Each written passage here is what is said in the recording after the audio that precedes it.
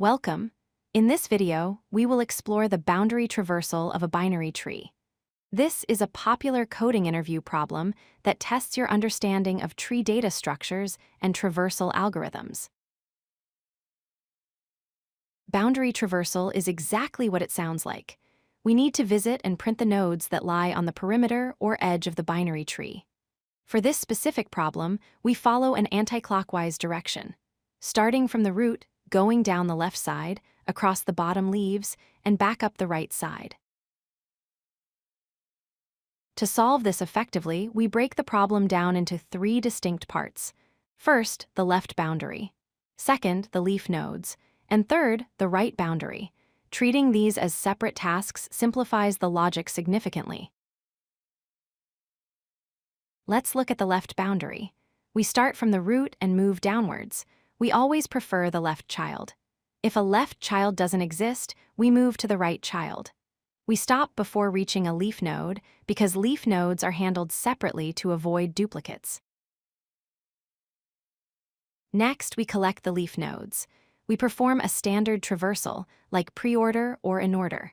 Whenever we find a node with no left and no right children, we print it. This ensures we capture all the bottom nodes from left to right. Finally, the right boundary. This is slightly tricky. We traverse the right side of the tree, preferring right children. However, since the boundary is anti-clockwise, we need to print these nodes from bottom to top. To do this, we can use a stack or recursion to reverse the order of printing. Here is a visual example. We print the root, 20. Then the left boundary node, 8. Then we print the leaves, 4, 10, and 14.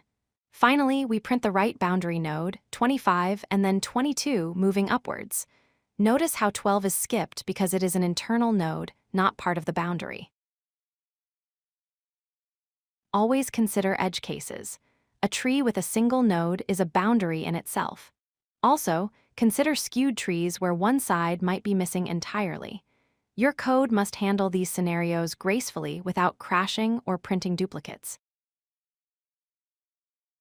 The time complexity is big O of n, as we visit every node at most a constant number of times.